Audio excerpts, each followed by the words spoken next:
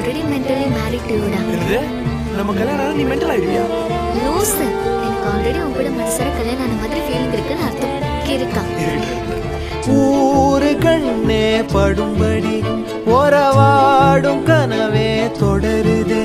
நினைவாகும் கனவே அருகிலே உன்னை தூக்கி சுமப்பே கருவிலே. மடிவாசம் போதும் உறங்கவே நீதானே சாகா வரங்களே. தமிழே தமிழே வருவேனே ஓங்கரமா. கொடியே கொடியே என்னோட 18th birthday இன்னைக்கு. ஆனந்தமா ஆகாசத்தை நான் பார்க்கிறேன்.